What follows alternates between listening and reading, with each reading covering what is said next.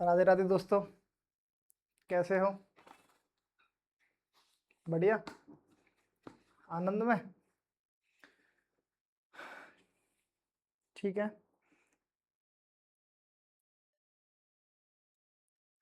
कल हमारी जो चर्चा हमने की थी वो हमारे बीकानेर के राठौड़ वंश को लेकर के चल रही है, जिसमें हम ने जो चर्चा की थी, ये पार्ट पहला थोड़ा सा बड़ा है, इस वजह से वीडियो भी ज़्यादा हो रही हैं। तो आप वैसे समझ ही सकते हैं, पार्ट सबसे बड़ा है, पूरा राजवंश इसमें समाहित है, तो निश्चित मानिए कि बड़ा तो होगा ही होगा। राब बीका तक हमने शुरुआत, मतलब बीकानेर की हमने शुरुआत कर ली थी, बीकानेर के राठौड़ वंश की। अब इसके बाद हम किसकी बात करेंगे? नहीं, राब लूड़गढ़ बीका, जो बीकानेर के अंदर राठौड़ वंश के संस्थापक माने गए। उनके बाद राव लूड़गढ़, जो एक महान राजा के रूप में या महान शासक के रूप में उन्होंने अपना शासनकाल किया। राव लूड़गढ़ राव बीका का छोटा पुत्र था। इसने नागौर के शासक मोहम्मद खां को हराया। सबसे पहला काम इन्होंने क्या किया था? नागौर के शासक मोहम्मद खां को हराया था। वैसे इससे भी पहले इन्होंने लोद्रवा का युद्ध किया था, लोद्रवा में मानसिंह को हराया था, और उसके ठीक बाद फतेहपुर पर भी आक्रमण किया था, उसमें भी उन्होंने कायम खानियों को हराने का काम किया था। फिर उसके ठीक बाद इन्होंने नागौर के शासक मोहम्मद खां को हराया था 1513 ईस्वी में। उसके बाद 1526 ईस्वी में ढोसी के युद्ध में नारनौल के नवाब बिमीरा से लड़ते हुए मारा गया। कौन? राव लूड़गढ़। राव लूड़गढ़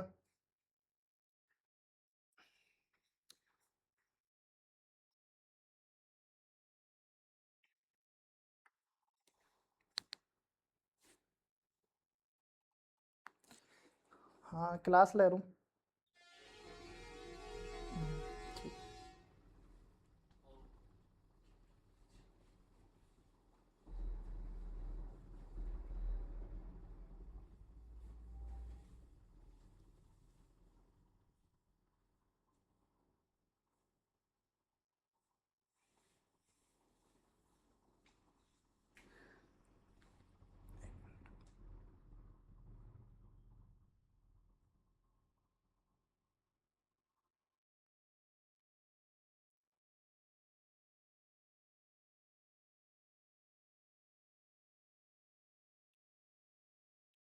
हाँ, माफ करना, थोड़ा सा अर्जेंट कॉल था, इस वजह से।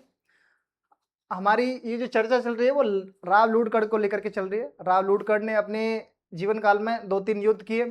सबसे पहले 1509 ईस्वी में उन्होंने लोद्रवा में मानसिंह को हराया। उसके बाद 1512 ईस्वी में फतेहपुर के कायम खानियों को हराया, और उसके बाद 1513 ईस्वी में नागौर के मोहम्मद खां को हराया, और एक अंतिम युद्ध लड़ा 1526 ईस्वी में ढोसी के अंदर, और उसमें नारनौल का नवाब था अभिमीरा, उससे लड़ते हुए वीरगति को प्राप्त हुए। किसकी बात चल रही है?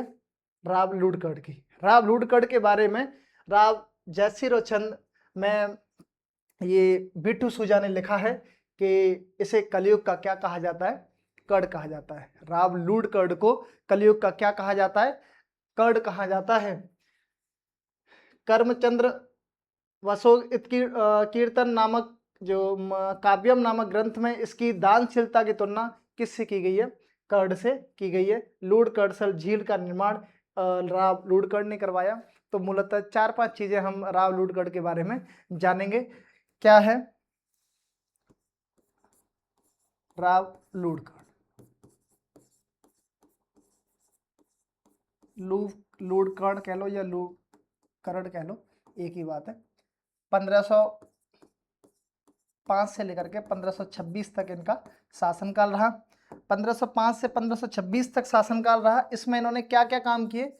सबसे पहले, वैसे तो लोद्रवा का युद्ध आता है 1509 में,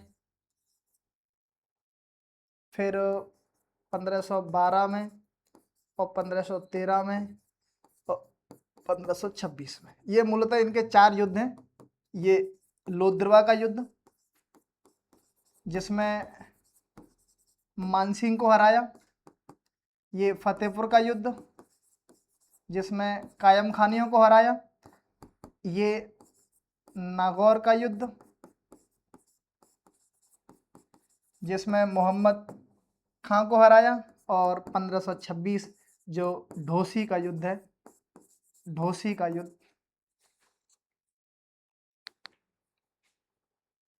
तो माफ़ करना, क्या ये माइक चालू करना भूल गया था। ये मुझे दोबारा चीज़ें बतानी पड़ेंगी, क्योंकि आवाज़ आ नहीं रही होगी वीडियो के अंदर। हाँ, पुनः मैं समझा देता हूँ मैंने क्या अब तक जो जो जो चीज़ें लिखी हैं। हम बात कर रहे हैं राव लूटकड़ के कुछ महत्वपूर्ण उनकी जीवन की घटनाओं को लेकर के। सबसे पहले 1509 ईस्वी में राव लूटकड़ ने लोद्रवा का युद्ध लड़ा, जिसमें उन्होंने मानसिंह को हराया। 1512 ईस्वी में फतेहपुर में युद्ध किया, जिसमें उन्होंने कायम खानियों को हराया।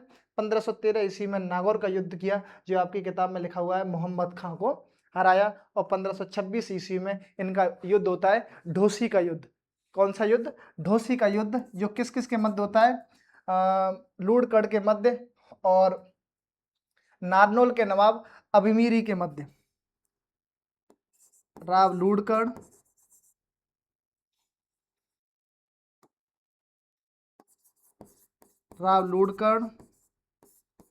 वर्सेस अभिमीरा के साथ हुआ, जिसमें राव लूटकड़ की क्या हुई? मृत्यु हुई। कौन सी सन में? 1526 ईस्वी में राव लूटकड़ की क्या हुई? मृत्यु हुई। राव लूटकड़ के बारे में इसको क्या कहा गया है? तो राव जयसिरो छंद में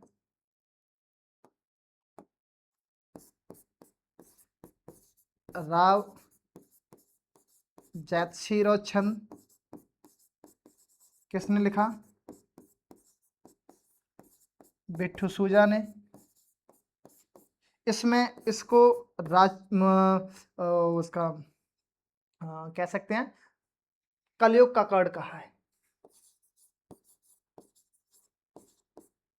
कलयुग का कर्ण किसके लिए प्रयुक्त हुआ है? राव लूटकड़ के लिए। नाम से ही याद रहेगा, नाम में कर्ण है तो ये कलयुग का कर्ण है। ठीक है। और एक और ग्रंथ लिखा गया कर्मचंद्र। एक दूसरा ग्रंथ हम बात कर रहे हैं कर्मचंद्र वंशोत्कीर्तन काव्य। ये ग्रंथ लिखा। इसमें इसकी तुलना किससे की गई है? तुलना कर्ण से की गई है। तुलना किससे की गई है? कर्ण से की गई है। और इन्होंने लूड़कड़ झील का निर्माण करवाया था, वो भी आप नीचे इसमें ऐड कर सकते हो। मैं यहां लिख देता हूं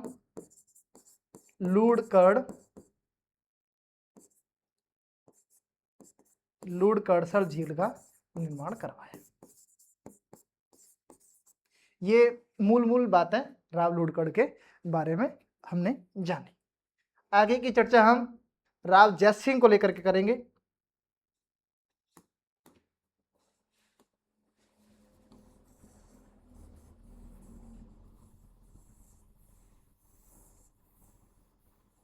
राव जैत सिंह, आवाज अब आ रही होगी। राव जैत सिंह ने 1534 ईस्वी में काबुल के मुगल शासक कामरान, जो हुमायूं का भाई था, उसको हराया। इस युद्ध का वर्णन बिट्ठू सूजा ने अपने ग्रंथ राव जयसिरो छंद में किया है। इसने बीकानेर पर मालदेव के आक्रमण के दौरान अपने मंत्री नागराज को शेरशाह से सहायता प्राप्त करने के लिए भेजा था, मगर सही समय पर सहायता प्राप्त नहीं होने की वजह से मगर सहायता से आने से पूर्व ही 1541 ईस्वी में साहिबा या पाहिबा, जो कि कहाँ स्थित है? जोधपुर में, राव जैत सिंह और मालदेव के बीच क्या हुआ? लड़ता हुआ वो वीर गति को प्राप्त हो गया। कौन? राव जैत सिंह। आइए राव जैत सिंह के बारे में कुछ मूल मूल बातों की चर्चा करते हैं। राव जैत सिंह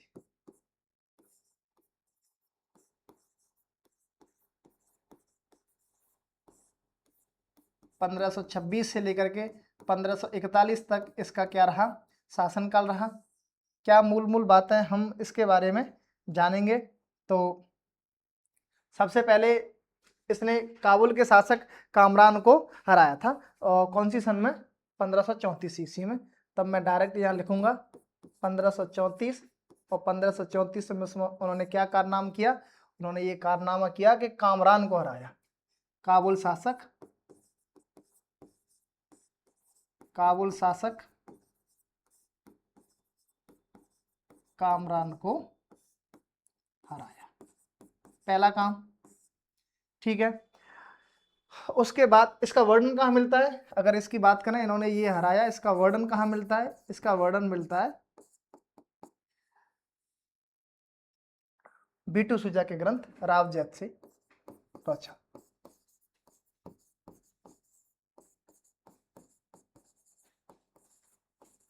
इसका वर्णन मिलता है इस ग्रंथ के अंदर। और हमने क्या बात की कि अब एक और युद्ध उन्होंने किया अपने जीवन में 1541 में, जिसको किसके नाम से जाना गया, पाहेवा या पाहेवा के नाम से। साहेवा ये जगह का नाम है, ओबले कोसी के हम पाहेवा भी कहते हैं, का युद्ध किस किस के बीच हुआ, राव जैत सिंह वर्सेस मालदेव, जिसमें राव जैत सिंह की क्या होगी, मृत्यु 1541 में ही होगी, क्योंकि युद्ध भी 1541 में हुआ, और वो वीर गति को प्राप्त हो गया। कौन, राव जैत सिंह। ये मूल मूल 2-3 जानकारी हमने राव जैत सिंह के बारे में जानी। राव लूटगढ़ के बारे में थोड़ी देर पहले हमने चर्चा की। अब राव जैत सिंह, इसके बाद आता है राव कल्याण मल। राव कल्याण मल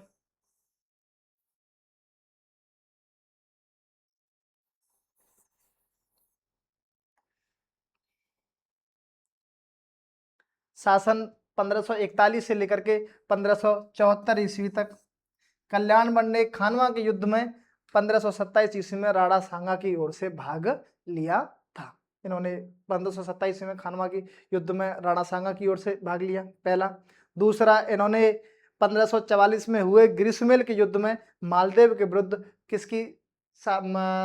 किसकी ओर से लड़ा, शेरशाह सूरी की ओर से भाग लिया था। इसने बटनेर के किले पर अधिकार किया। एक और बात, 3 बात हमने इनके बारे में पहले जानी। पहले खानवा के युद्ध में इन्होंने सांगा का साथ दिया। बाद में 1544 ईस्वी में जो हुआ ग्रीष्मेल का युद्ध, उसमें मालदेव के विरुद्ध इन्होंने किसका साथ दिया, शेरशाह सूरी का। भटनेर के किले पर अधिकार किया। नागौर दरबार में उपस्थित होकर मुगलों की अधीनता स्वीकार कर ली, और ऐसा करने वाला ये पहला राठौड़ शासक बन गया। यानी कि मुगलों की अधीनता स्वीकार करने वाला पहला शासक कौन बन गया, तो वो पहला शासक राव कल्याण मल। और कहा भी जाता है कि अधीनता स्वीकार करने के साथ साथ वैवाहिक संबंध भी बनाए थे। तो वैवाहिक संबंध बनाने वाला भी पहला राठौड़ शासक कौन है, राव कल्याण मल। अधीनता स्वीकार कर ली। इसके 2 पुत्र थे। कल्याणमल के कितने पुत्र थे, 2। एक तो राय सिंह और एक पृथ्वीराज। राय सिंह को शुरुआत में 1572 ईस्वी में तो अकबर ने जोधपुर का क्या नियुक्त कर दिया था, प्रशासक। लेकिन बाद में 1574 ईस्वी में और उसने बीकानेर का मतलब राजगद्दी संभाली, जो भी आगे हम पढ़ेंगे। दूसरा पुत्र पृथ्वीराज, जो अकबर का क्या बन गया, दरबारी कवि, जिसने ग्रंथ लिखा था बेल किशन रुक्मणी री। बेल किशन रुक्मणी री किसने लिखा है, तो वो लिखा है पृथ्वीराज ने। लेकिन ये पृथ्वीराज कौन सा है, ये पृथ्वीराज है कल्याणमल का पुत्र, जो अकबर का क्या बना था, दरबारी। क्या क्या जानकारी हम राव कल्याण के बारे में जानेंगे, आप देखो।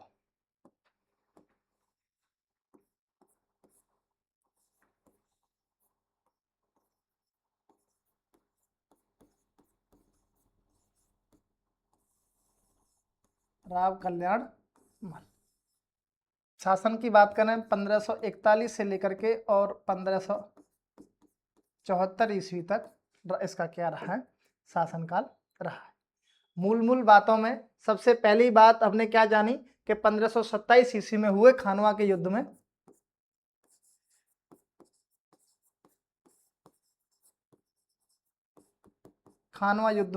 सांगा का साथ।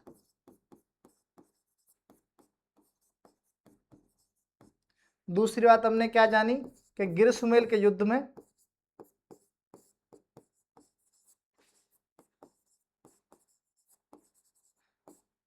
जो किस किस के बीच हुआ था, मालदेव और शेरशाह सूरी के मध्य, जिसमें उसने किसकी सहायता की, शेरशाह सूरी की।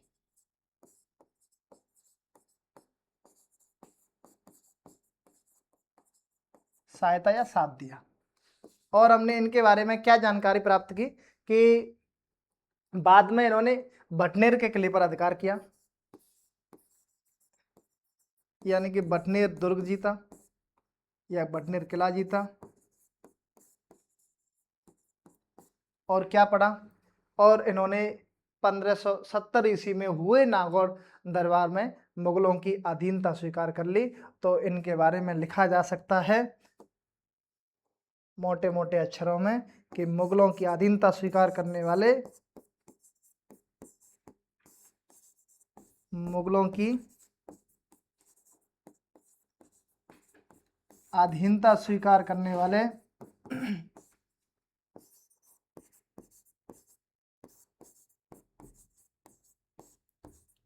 प्रथम राठौड़ शासक रहे। कौन, कल्याणमल। और अधीनता के साथ साथ वैवाहिक संबंध भी बनाए गए थे, ऐसा भी जानकारी में आता है। और इनके 2 पुत्र हुए, पुत्रों की संख्या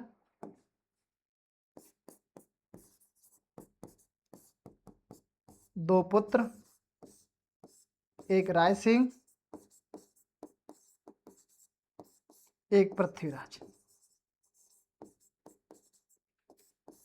राय सिंह को जोधपुर का शासक नियुक्त किया, 1572 में जोधपुर शासक नियुक्त या जोधपुर अधिकारी नियुक्त। और पृथ्वीराज अकबर का क्या था,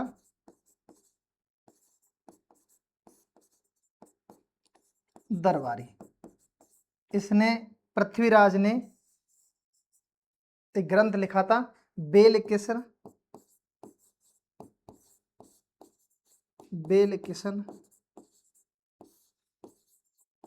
रुक्मणी।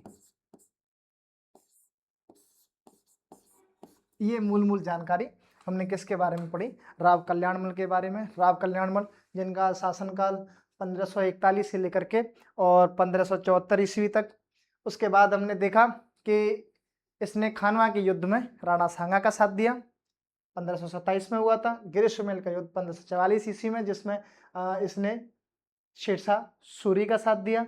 और बाद में इसने बटनेर के किले पर अधिकार किया और मुगलों की अधीनता स्वीकार करने वाला पहला प्रथम शासक था नागौर दरबार में। इसके 2 पुत्र थे, राय सिंह और पृथ्वीराज। राय सिंह को सबसे पहले 1572 ईस्वी में जोधपुर का शासक नियुक्त किया, उसके बाद 1574 ईस्वी में अभी राजपाट दे दिया जाएगा। दूसरा पुत्र था पृथ्वीराज, जो अकबर का कौन था, दरबारी कवि था। उसने लिखा था बेल किशन रुक्मणी ग्रंथ। किसका ग्रंथ है ये, पृथ्वीराज का। इस पेज की पूरी कहानी कंप्लीट। अब हम चलते हैं आगे, राव राय सिंह, जो अभी हम थोड़ी देर पहले जिस राय सिंह की बात कर रहे थे, जो कि कल्याणमल का दूसरा पुत्र था, हम उसके बारे में पढ़ेंगे। 1570 ईस्वी में अकबर के नागौर दरबार के समय मुगल सेना में सम्मिलित हो गया, क्योंकि अधीनता स्वीकार कर ली तो अब वो उन्हीं के हो गए। नागौर दरबार का मतलब ये था कि जो राजा नागौर दरबार में उपस्थित हो गया था, प्रेजेंट लगा दी थी और बोल दिया था कि हाँ अब हमने अधीनता मुगलों की स्वीकार कर ली, तो उसमें फिर एक तरह से वो किसके अंडर में काम करना शुरू कर दिया, तब राजपूत शासकों ने मुगलों के अधीन होकर और काम करना शुरू किया था।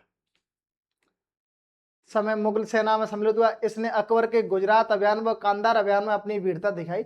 सबसे पहले इनको दोनों अभियानों में, जो गुजरात में अभियान भेजा वो और कंधार में अभियान भेजा, उन दोनों में इसने वीरता दिखाई। फिर उसने अकबर ने 1572 ईस्वी में इसे जोधपुर का प्रशासन नियुक्त किया, जो थोड़ी देर पहले हमने पढ़ ही लिया। 1574 ईस्वी में इसको 1574 ईस्वी में इसको किसकी उपाधि से नवाज करके, महाराजा धिराज की उपाधि से नवाज करके और बीकानेर का क्या नियुक्त कर दिया, शासक बना दिया 1574 में। 72 में जोधपुर का शासक अधिकारी नियुक्त किया था, 74 में यहाँ का शासक बना दिया। राय सिंह ने बीकानेर के जूनागढ़ दुर्ग का निर्माण करवाया, कई बार परीक्षा में पूछा गया, तथा किले के दरवाजे पर जयमल और पत्ता की पाषाण मूर्तियां लगवाई। इसी के सेनापति थे जयमल और पत्ता, जिनकी वीर गाथा आप पढ़ते ही हैं। किले के भीतर इसने एक प्रशस्ति लिखवाई, जिसे किसका नाम दिया गया, राय सिंह प्रशस्ति। इसके समय में भीषण अकाल पड़ा था, और अकाल पड़ने की वजह से इसने धन दौलत आदि इतनी ज्यादा मतलब खर्च की कि इसको मुंशी देवी प्रसाद ने राजपूताने का क्या बोल दिया, कर्ण। कलयुग का कर्ण राव लूढ़कर्ण को कहा जाता है, लेकिन राजपूताने का कर्ण राय सिंह को कहा जाता है। क्यों कहा जाता है, अकाल पड़ने की वजह से इसने अपने जो खजाना था वो उसके दरवाजे खोल दिए थे, तो इस वजह से मुंशी देवी प्रसाद ने इसको क्या कहा है, तो मुंशी देवी प्रसाद ने इसको राजपूताने के कर्ण के नाम से संबोधित किया है। अब हम बात करते हैं कि राव राय सिंह के बारे में हमने क्या मूल जानकारी हासिल की। राव राय सिंह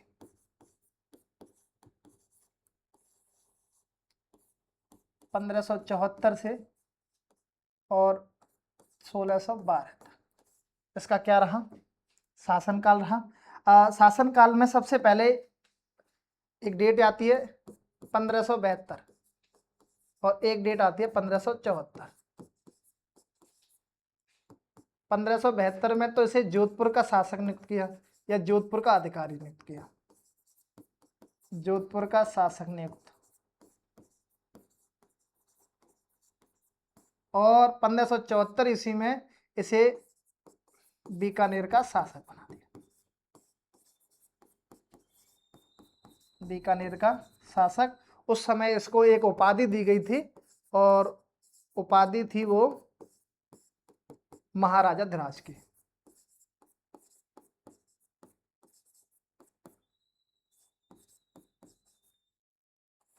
महाराजा धिराज के नाम से किसको जाना गया, तो वो था राव राय सिंह। मुगलों ने दी थी वैसे महाराजा धिराज की उपाधि, ये जाना। बाद में इसने, अगर इसके निर्माण कार्यों की बात करें, मैं इसके निर्माण कार्यों की बात करूं,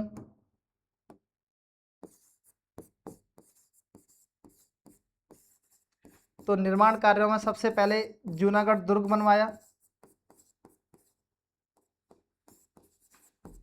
बीकानेर में। उसके बाद दूसरा काम करवाया जयमल और पत्था की, जयमल और पत्ता की मूर्ति लगवाई उसी किले के मेन गेट पर, और राय प्रशस्ति का निर्माण करवाया, राय प्रशस्ति का निर्माण करवाया उसी दुर्ग में। तीन इनके मूलतः निर्माण कार्य के बारे में हम पढ़ते हैं। अगर हम मुंशी देवी प्रसाद के कथन की बात करें,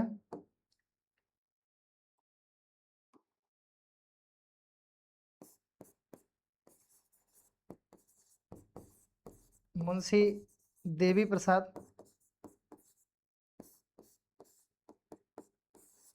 तो मुंशी देवी प्रसाद इसको राजपूताने का क्या कहते हैं, राजपूताने का कर्ण। अब क्यों कहा है ये तो आपको पता ही है कि उसने अकाल के समय पे और क्या किया था, धन अधिक खर्च करने के कारण, और उसको राजपूताने का क्या कहा गया, कर्ण। ये मूल जानकारी हमने राव राय सिंह के बारे में जानी। अब हम अगली अपनी चर्चा राव कर्ण सिंह को लेकर के करते हैं।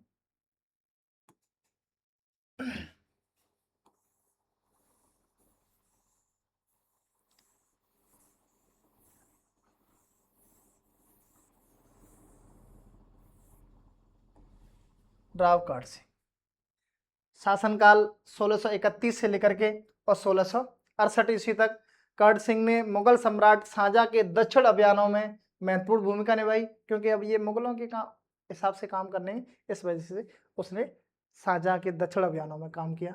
जाखड़िया गांव के सीमा के विवाद को लेकर के, मतलब जाखड़िया गांव के किसानों में आपस में मतलब एक लड़ाई हो गई थी। हालांकि बताया जाता है कि वो मतीरे की राड के लेकर, यानी कि जो मतीरा बोलते हैं, कलिंदा जानते हो, कलिंदा, हाँ तरबूज, उसकी बेल, मतलब बेल होती है ना जिस पर वो लगता है, वो बेल दूसरे किसान के खेत में चली गई थी, तो तब उसको लेकर के आपसी विवाद उनमें हो गया था।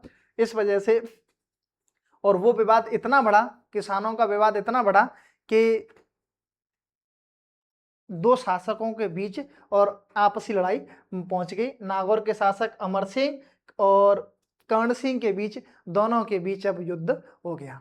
मतलब दोनों के बीच इतना युद्ध बढ़ा कि वो मतीरे की राड के नाम से जानता है। मुगल उत्तराधिकारी के युद्ध में समय कर्ण सिंह तटस्थ रहा। मतलब जब मुगलों के बीच उत्तराधिकार का युद्ध हुआ, उस समय ये न तो दारा शिकोह की ओर से बोला न औरंगजेब की ओर से, लेकिन जैसे ही लगा कि औरंगजेब का पलड़ा भारी है, तो इसने तुरंत किसकी मतलब तरफ अपना रुख अपना लिया, औरंगजेब की तरफ, और अपने दोनों पुत्रों पदम सिंह और केसरी सिंह को औरंगजेब की सहायता के लिए भेज दिया। औरंगजेब के शासक बनने के उपरांत वह उसकी सेवा में चला गया। चिंतामणि भट्ट के ग्रंथ सुख सप्तति में लिखा है, सुख सप्तति में कर्ण सिंह को किसके नाम से पुकारा गया है? जांगलधर बादशाह के नाम से पुकारा गया है। किसमें? सुख सप्तति, जो किसने लिखी थी? चिंतामणि ने। कर्ण सिंह ने साहित्य, कर्ण सिंह ने एक ग्रंथ भी लिखा है कल्पद्रुम, और उसके दरबारी विद्वान गंगानंद मैथिली ने एक ने कर्णभूषण और काव्य डाकिनी नामक दो क्या लिखे हैं? ग्रंथ लिखे हैं। अब हम मूल जानकारियां किसके बारे में पढ़ेंगे? राव कर्ण सिंह को लेकर के।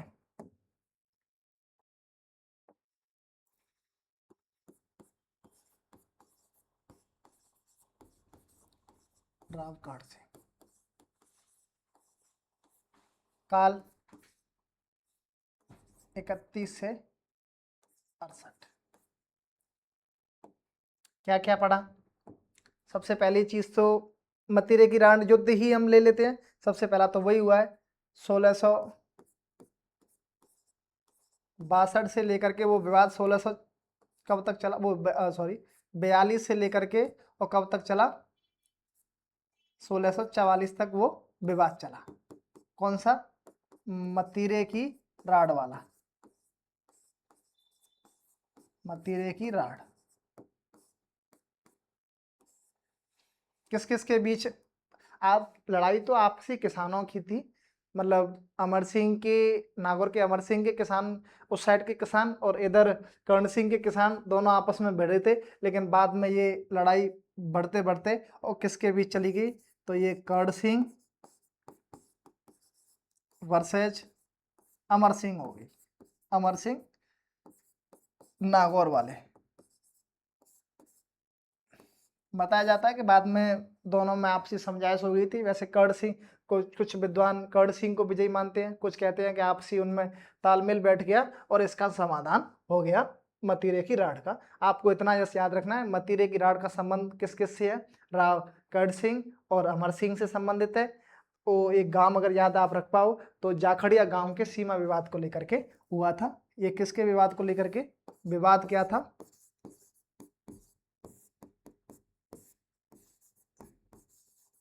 जाखड़िया गांव में और किसानों के बीच आपसी विवाद हुआ था। जाखड़िया गांव का सीमा विवाद था।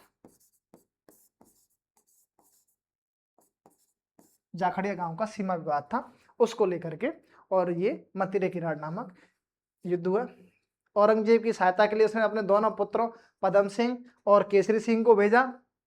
अब हम इसकी अगर उपाधि की बात करें, हम इसकी उपाधियों की बात करें, किसकी? कर्ण सिंह की, राव कर्ण सिंह की उपाधि क्या है? तो राव कर्ण सिंह की उपाधि है जांगलधर बादशाह। जांगलधर बादशाह। किसने कहा है इसको जंगलदर बादशाह? तो वो कहा है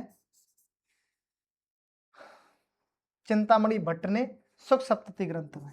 ऐसे लिख देता हूं, सुख सप्तति ग्रंथ में। सुख सप्तति ग्रंथ में जो किसने लिखा है? चिंतामणि भट्ट ने। किसने लिखा है? चिंतामणि भट्ट। ठीक है साहब, यहां तक हमने बात कर ली कि उसको जंगलदर बादशाह के रूप में कहा गया है। अगर उसकी इसी की साहित्य की बात करें या इसने क्या रचनाएं लिखी, तो साहित्य में इसने कल्पद्रुम लिखा।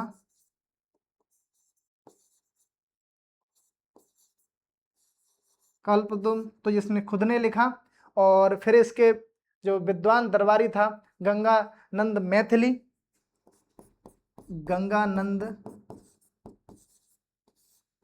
मैथिल, गंगानंद मैथिल ने लिखा था कर्णभूषण और काव्य डाकनी। इसने दो लिखा, कर्णभूषण और काव्य डाकनी।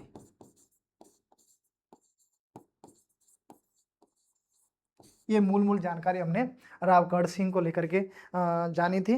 हालांकि इसके बाद भी कई सारे बीकानेर के अंदर शासक हुए, लेकिन किताब के अंदर आपकी ये जो बीकानेर के राठौड़ शासकों की कहानी है वो यहीं ख़त्म कर दी गई है। इसके बाद अनूप सिंह, जोरावर और गज सिंह, सूरज सिंह, गंगा सिंह, कई सारे तमाम राजा हुए, लेकिन हमारी ये जो कहानी है वो यहीं ख़त्म कर दिया बीकानेर के राठौड़ शासकों की। अब आते हैं, हम बात करेंगे शाकंभरी का चौहान वंश। हम मूलतः किसकी बात अब करने जा रहे हैं? हम मूलतः शाकंभरी के चौहानों की बात को ले अपनी आगे की बात जारी करते हैं, क्लास को कंटिन्यू करते हैं अभी।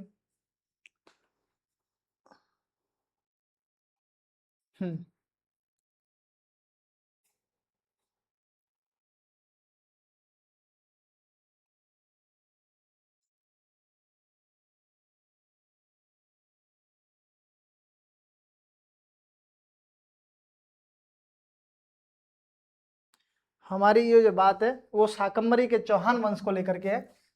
अब हम किसकी बात करेंगे? चौहान वंश की, जिसकी शुरुआत शाकंभरी यानी कि सांवर के चौहान भी कहते हैं। इस चौहान वंश की उत्पत्ति के विषय में बहुत विवाद है। हालांकि हर वंश की उत्पत्ति को लेकर के विवाद है, अलग अलग विद्वान अलग अलग मत देते हैं। तो इसका भी वही हाल है कि वंशावलियों और ख्यातों में तो इनको अग्निवंशी माना है। ठीक है, डॉक्टर गौरीशंकर हीराचंद ओझा इनको सूर्यवंशीय क्षत्रिय मानते हैं, दूसरे हो गए। और अचलेश्वर मंदिर के लेख में इनको चंद्रवंशी माना है, तीसरी उत्पत्ति हो गई। और कई विद्वान आर्य मानकर इनको कहाँ से संबंधित बताते हैं? विदेशियों से संबंधित बताते हैं, मतलब चार उत्पत्तियां हो गई। इन्हीं सभी मतों की विवेचना करते हुए डॉक्टर दशरथ शर्मा कहते हैं कि चौहानों की उत्पत्ति किससे हुई है? ब्राह्मण वंश से हुई है। तो जिस तरीके से हमने मेवाड़ की उत्पत्ति पढ़ी, राठौड़ों की उत्पत्ति पढ़ी, उसी प्रकार से चौहानों की भी उत्पत्ति है। उसमें 4 या 5 तरह से इनको इनकी उत्पत्ति को बताया गया। मैं अगर एक पेज पर इनको लिखूं,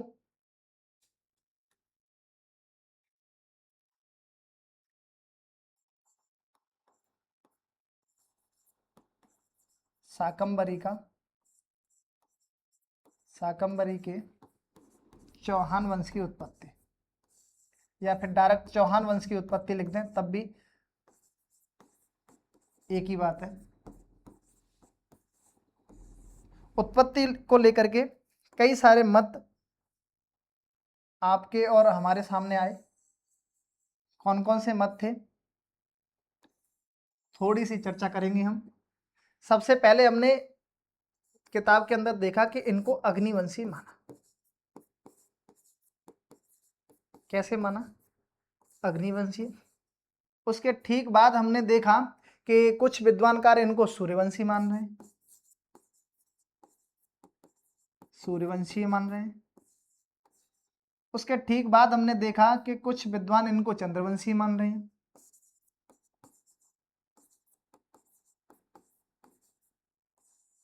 फिर हमने देखा कि कुछ विद्वान इनको विदेशियों से संबंधित मान रहे हैं, यानी कि विदेशी मान रहे हैं। और लास्ट में हमने देखा कि इनको किससे संबंधित माना गया है, यानी कि ब्राह्मण वंश से संबंधित। ये 5 प्रकार की उत्पत्तियां के बारे में हमने चर्चा की थी। अग्निवंशी के रूप में अगर मैं बात करूं तो अग्निवंशी में हमने पहले कहाँ पढ़ा था, पहले अपना मत किस किस ने दिया था, तो एक तो मोड़त नेरसी ने दिया है,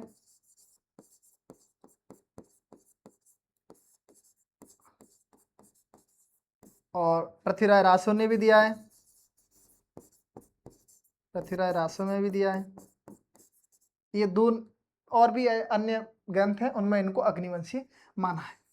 सूर्यवंशी अभी देखा कि एक तो डॉक्टर ओझा कहते हैं, डॉक्टर ओझा इनको किससे संबंधित मानते हैं, सूर्यवंशी। चंद्रवंशी में हमने देखा कि अचलेश्वर जो मंदिर है,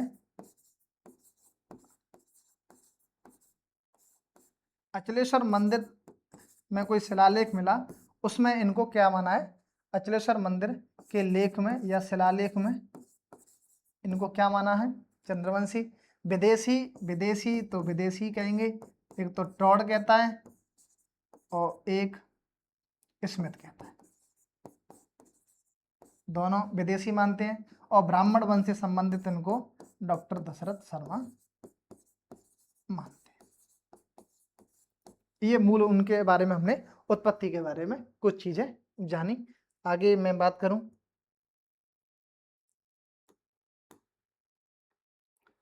हाँ,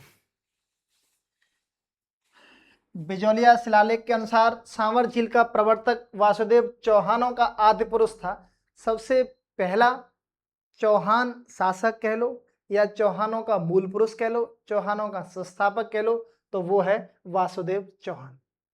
वासुदेव चौहान जिसने सबसे पहले सांवर झील का क्या किया था, मतलब ये सांवर झील का प्रवर्तक माना जाता है वासुदेव चौहान, जो कि चौहानों का आदि पुरुष है, मूल पुरुष है, संस्थापक है, कुछ भी कह सकते हैं, जिसका समय आता है 541 ईस्वी के लमसम के लगभग माना जाता है। प्रारंभ में चौहान गुर्जर प्रतिहारों के सामंत हुआ करते थे। वास्तविक रूप से शुरुआत में चौहान गुर्जर प्रतिहार के कौन थे, सामंत थे, परंतु बाद में एक शासक हुए गुबक प्रथम, उन्होंने प्रतिहारों की अधीनता से चौहानों को मुक्त करवा लिया, यानी कि अब सामंती व्यवस्था उन्होंने छोड़ दी, किसकी, गुर्जर प्रतिहारों की।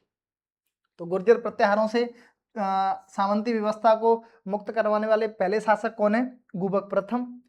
चौहानों के पहले शासक कौन है या पहले संस्थापक कौन है, तो वो वासुदेव चौहान है, गुबक प्रथम पढ़ लिए। उसके बाद इसी का वंशज आता है, सांवर का शासक था जो वत्सगोत्री ब्राह्मण वंश में पैदा हुआ था, इस वजह से इनको वत्सगोत्री ब्राह्मणों से संबंधित माना गया।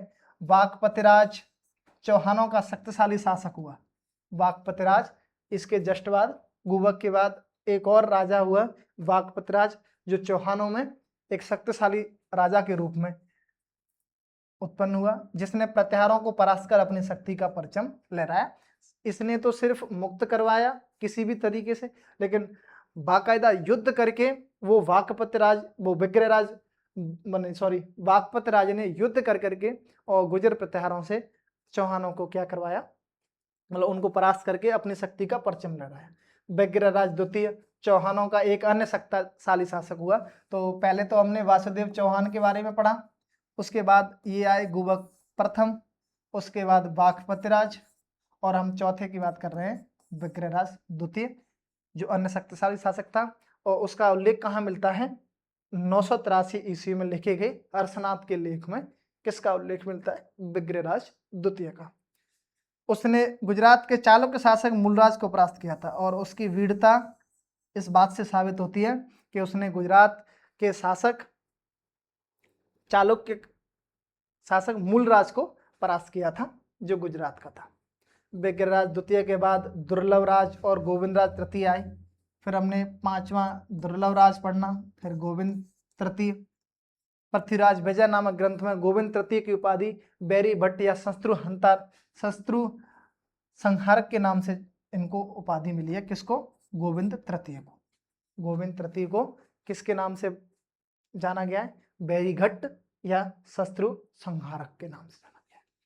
फरिश्ता के अनुसार गोविंद तृतीय ने गजनी के शासक को मारवाड़ में आगे आने से रोका था, यानी कि विदेशियों से भी इसने युद्ध किया, यानी कि गजनियों से भी युद्ध किया और उसको गजनी को आने से मारवाड़ में आने से रोका था। किसने? गोविंद राज तृतीय ने। मूल जानकारी मैं एक बार ये लिख देता हूं कि सबसे पहले तो हम वासुदेव चौहान को लेकर के और अपनी बात शुरू करेंगे। वासुदेव चौहान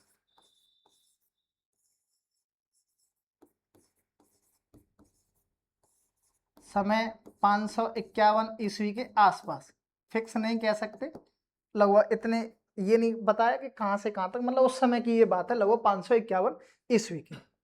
तो इनको हम क्या कहेंगे? ये इनको हम कहेंगे साहब चौहानों के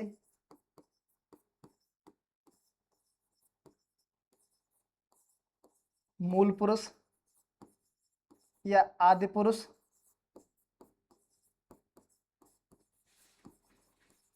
या संस्थापक कह लो, कुछ भी कह लो, एक ही बात है, आप सभी जानते होंगे।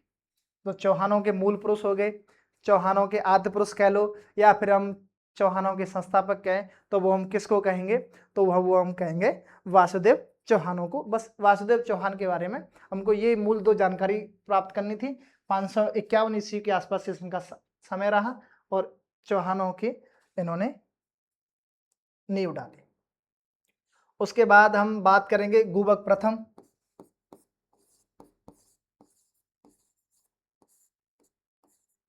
गुबक प्रथम,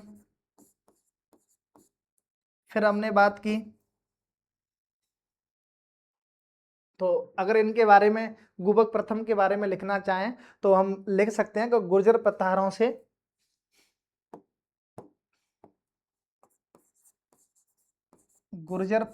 से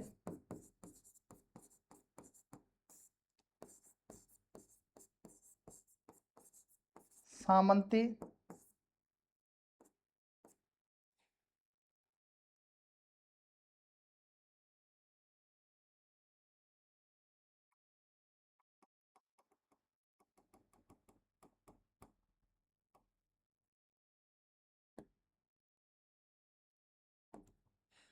मैं लिखूं गुर्जर प्रत्याहारों की सामंती व्यवस्था से मुक्ति,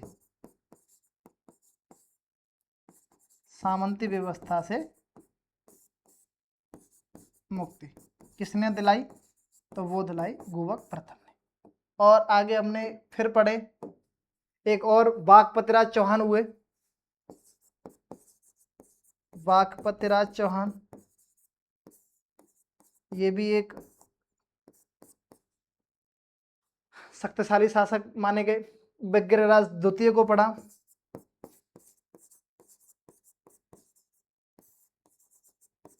अच्छा इनको आपसे क्रम पूछा जा सकता है किताब के अनुसार ही, मतलब ऐसे तो बीच में और भी कई छोटे छोटे शासकों का उल्लेख आता है, लेकिन किताब के हिसाब से यही इनका क्रम है। वासुदेव चौहान, फिर गुबक प्रथम और वाकपतिराज, विग्रहराज द्वितीय, और विग्रहराज द्वितीय के बाद हम इसके बारे में पढ़ लें वो दुर्लभराज, दुर्लभराज, और दुर्लभराज के बाद आए साहब गोविंद तृतीय, गोविंद थर्ड कह लो। मैं इसी वजह से इनको सभी को लिख रहा हूँ क्योंकि इनका क्रम आपसे पूछा जा सकता है। और गोविंद राज तृतीय के बारे में तो हमको एक बात याद भी रखनी है, इनकी उपाधि को लेकर के, किसको लेकर के? इनकी उपाधि को लेकर के ये बात हमको याद भी रखनी है कि इनको क्या कहा गया है? बैरीघट्ट या शत्रु संहारक, शत्रु संहारक इनको कहा गया है। ये किस में मिलता है ये जानकारी मिलती है पृथ्वीराज विजय में।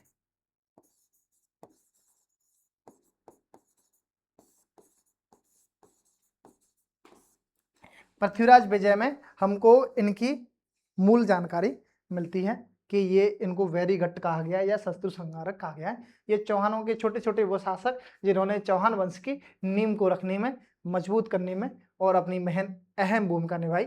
अब हम आगे की चर्चा करते हैं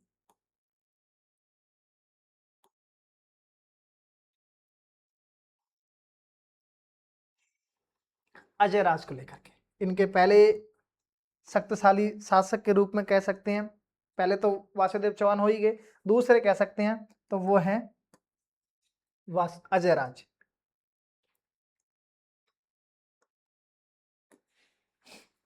ग्यारह सौ 5 से 1133 अजय राज जो 1105 में शासक बने। इस वंश का एक प्रतापी शासक था। 1113 ईस्वी में इसने अजय मेरू या अजमेर नाम से क्या बसाया? नगर बसाया। कौन सा नगर बसाया? अजमेर, जिसको उस समय पे अजय मेरू के नाम से जानते थे। कब? 1113 ईस्वी में। 1113 ईस्वी में और क्या क्या काम करवाए? चांदी वो तांबे के सिक्के बनवाए, सिक्के चलवाए। तो ये भी प्रश्न आपके लिए महत्वपूर्ण है कि चांदी व तांबे के सिक्के चलाने वाला पहला शासक कौन था?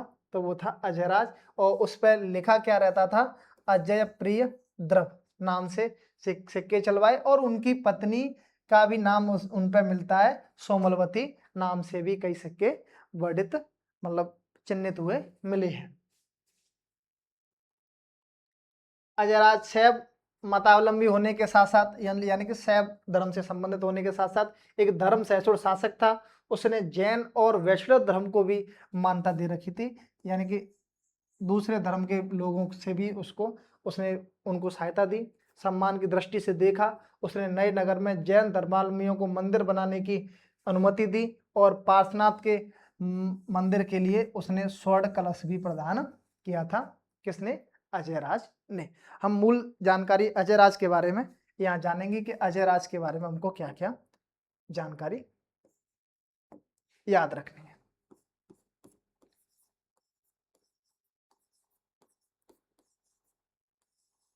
अजय राज 1105 से लेकर के 1133 ईस्वी तक लगभग इनका क्या बताया जाता है? शासनकाल के बारे में इन जानकारी मिलती है। ठीक, पहले सबसे पहले हमने जाना कि 1105 में इसको क्या बनाया?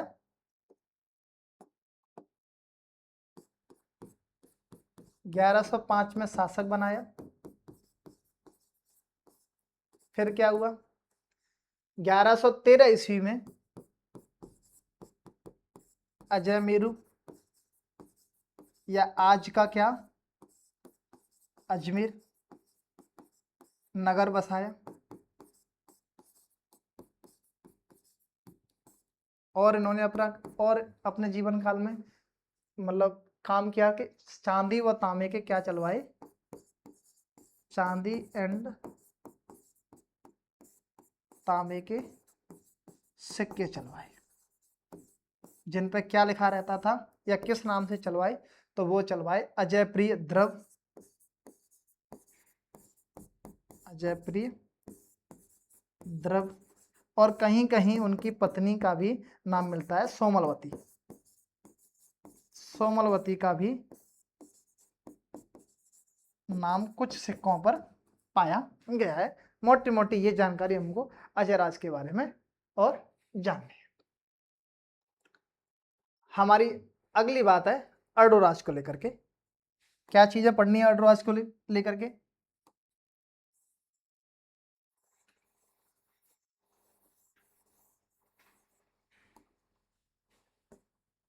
अर्धोराज जिन्हें हम आना जी के नाम से भी जानते हैं, 1133 से 1155 ईस्वी तक इनका शासनकाल रहा है।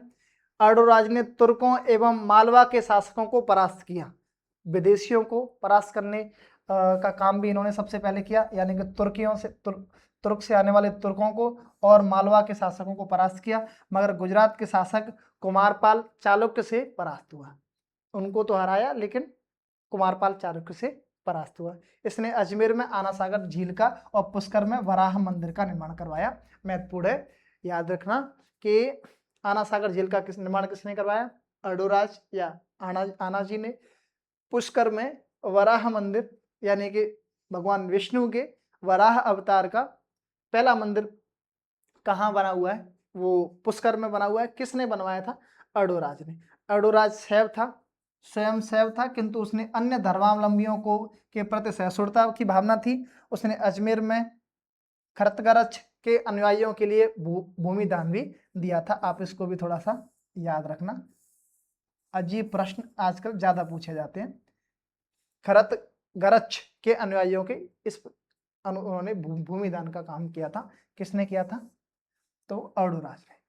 देवबोध और धर्मघोष, देवबोध धर्मघोष दो इनके महान उस समय के प्रकांड विद्वान थे जिनको उसने सम्मानित किया था। वैसे तो चालुक्यों के हाथों पराजित से उसे कुछ मानहानि उठानी पड़ी थी, फिर भी गजनवियों को परास्त तथा मालवा के हरियाणा अभियान को नेतृत्व कर उसने अपने वंश के प्रभुत्व को नहीं घटने दिया था। ऊपर हम ये तो चीजें पढ़ ही चुके कि तुर्कों को हराया, मालवा के शासक को हराया, लेकिन किससे हारा?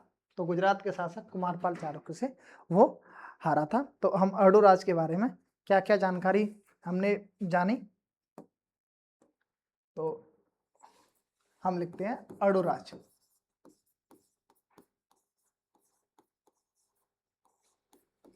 आनाजी 1133 से 55। मूल जानकारी में एक तो यही है कि ये तो मैं नहीं लिख रहा कि तुर्कों एवं मालवा के शासकों को हराया और स्वयं कुमारपाल चालुक्य से परास्त हुआ। मैं उनके निर्माण कार्य की डायरेक्ट बात करता हूं कि निर्माण कार्य उन्होंने क्या क्या किया। तो निर्माण कार्य में उन्होंने सबसे पहले तो आना सागर झील बनवाई,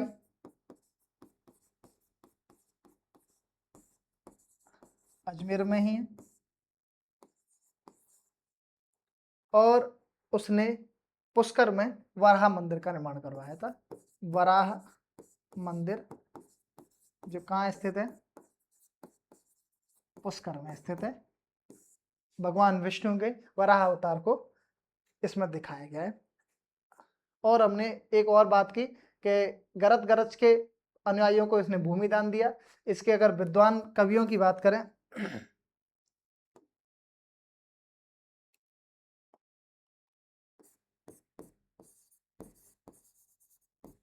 विद्वान दरबारी कह लो या कवि, वो कौन है? वो दो हैं। एक तो हमने बात की देवबोध,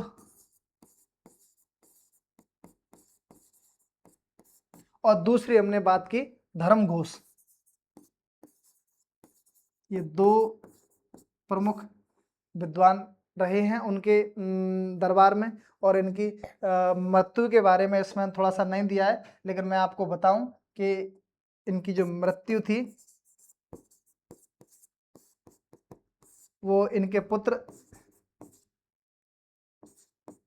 जगदेव ने की थी। ये इनका पुत्र था जगदेव, और इसने इनकी क्या की थी? मृत्यु। इस वजह से इसको चौहानों का पितरंता कहते हैं।